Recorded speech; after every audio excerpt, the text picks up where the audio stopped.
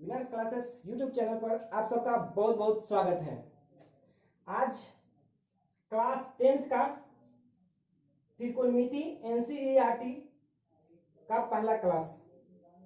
आज त्रिकोणमिति जो 8 चैप्टर से शुरू हो रहा है, तो 8.1 का पहला सवाल, त्रिभुज एबीसी में जिसका कोण बी समकोण है, जिसमें AB भुजा 24 सेंटीमीटर दिया हुआ है, BC 7 सेंटीमीटर दिया हुआ है। तो आपसे पूछा है कि साइन ए का मान क्या होगा, कॉस ए का मान क्या होगा, साइन सी का मान क्या होगा और कॉस सी का मान क्या होगा। ये आपका 8.1 का पहला सवाल है। तो इसको बनाने के लिए हम एक त्रिभुज बनाते हैं ABC, जिसमें कोण B को हम समकोण रखेंगे। हम इसको मिटाते हैं।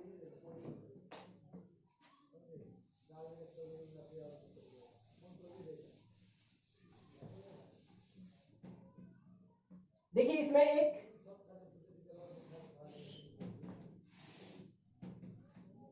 एक त्रिभुज है, इसका कोण B समकोण है। ये जब 90 डिग्री है तो इसका नामकरण B हो गया, और जो दो एंगल बचा, आप कहीं A ले लें और कहीं C ले लें। ABC एक त्रिभुज है जिसमें कोण B समकोण है, यानी कि 90 डिग्री है, और आपको दिया हुआ है दो भुजा का मान AB बराबर 24 सेंटीमीटर, ये दिया हुआ है 24 सेंटीमीटर, और BC ये दिया हुआ है 7 सेंटीमीटर।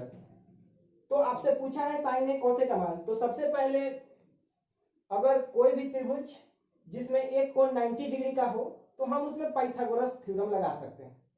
तो ये कोण B समकोण है, इसलिए पाइथागोरस के अनुसार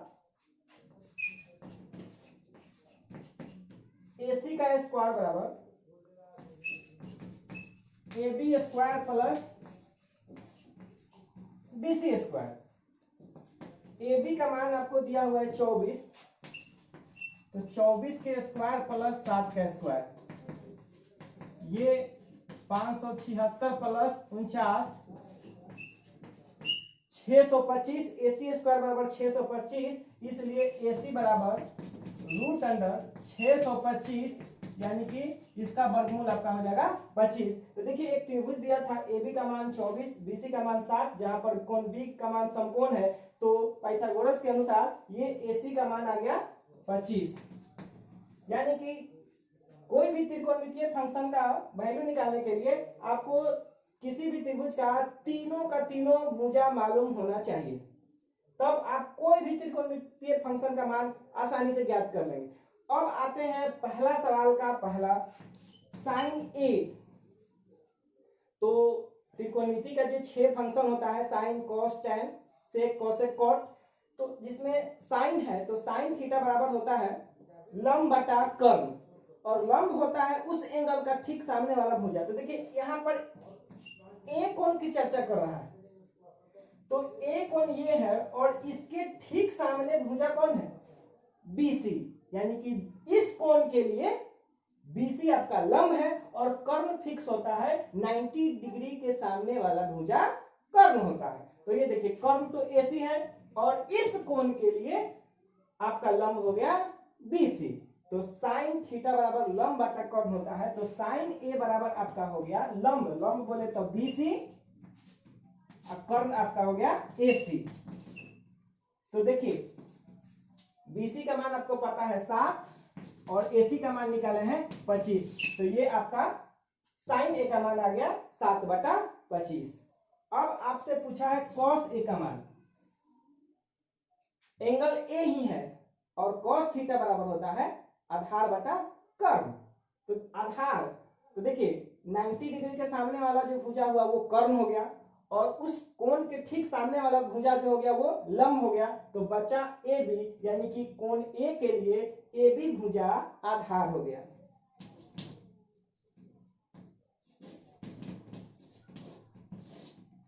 तो cos A के लिए आधार बटा कर्ण, यानी कि आधार के लिए AB, और कर्ण हो गया AC।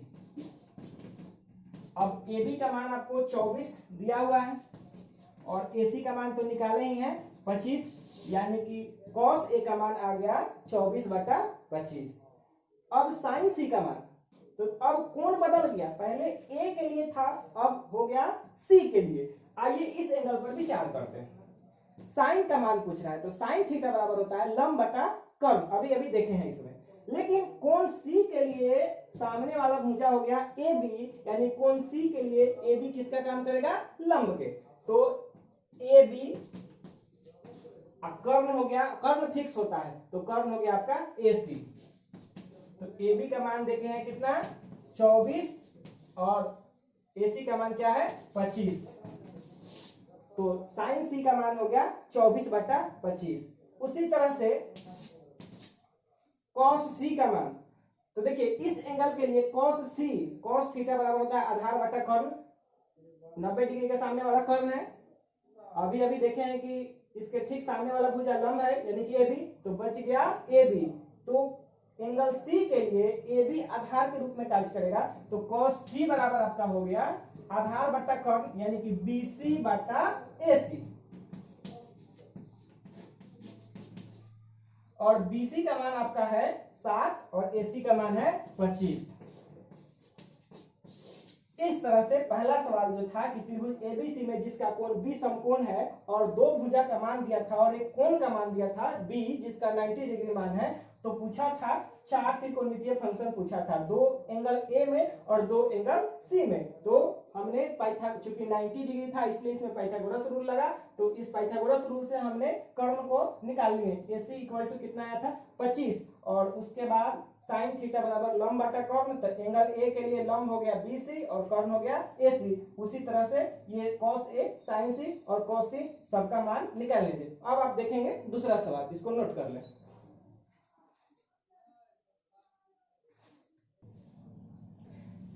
ये आपका दूसरा सवाल। दूसरा सवाल में एक फिगर दे दिया हुआ है, दिए गए चित्र में tan P minus cot R के मान आपको बताना है। एक त्रिभुज दिया हुआ है PQR और कोण Q 90 डिग्री दिया हुआ है। तो जैसे ही किसी त्रिभुज में 90 डिग्री है वैसे ही हम पाइथागोरस का यूज कर लेंगे। तो देखिए 90 डिग्री के ठीक सामने वाला भुजा अभी बताया कर्ण होता है, तो ये PR कर्ण 13 है, तो इसीलिए इसमें PR के स्क्वायर बराबर PQ के स्क्वायर प्लस QR के स्क्वायर। तो PR आपका दिया हुआ है 13 का स्क्वायर, अब PQ है आपका 12 के स्क्वायर अब प्लस QR के स्क्वायर। तो 13 13 है 169 और ये 12 का स्क्वायर इधर आके घट गया 144।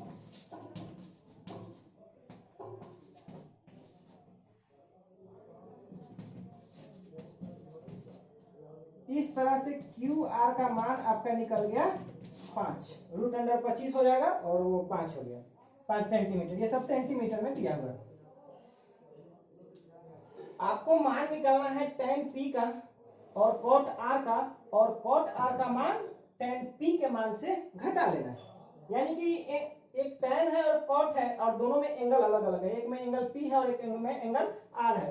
तो पहले हम P एंगल पर tan का विचार करते हैं। tan थीटा बराबर होता है लंब बटा आधार। तो देखिए इस एंगल P के लिए लंब क्या होगा, तो देखिए ये आपका P है और आप जानते हैं कि एंगल के ठीक सामने वाला जो भुजा होता है वो लंब होता है, 90 डिग्री के ठीक सामने वाला जो भुजा होता है वो कर्ण होता है।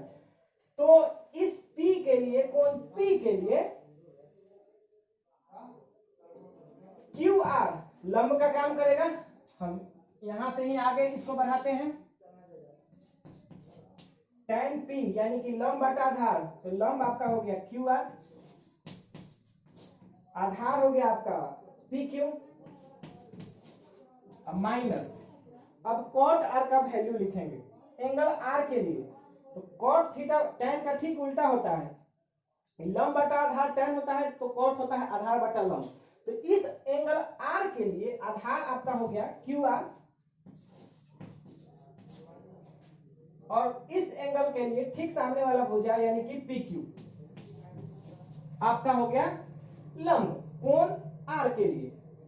QR का मान आप निकाले हैं 5, तो 5/12 -5/12। हालांकि यहीं पर देखने पर स्पष्ट हो गया कि QR/PQ माइनस QR/PQ, यानी कि दोनों वैल्यूज तो सेम ही है, यानी कि इसकी वैल्यू क्या होगी 0। वैसे सवाल बनाने के लिए आप ये लिख लेंगे 5/12 5/12 और 5 में ये दोनों सेम हो गया, इसलिए इसकी वैल्यू क्या आ गई 0। इस तरह से आपका दूसरा सवाल हुआ और आप इसको नोट कर लें।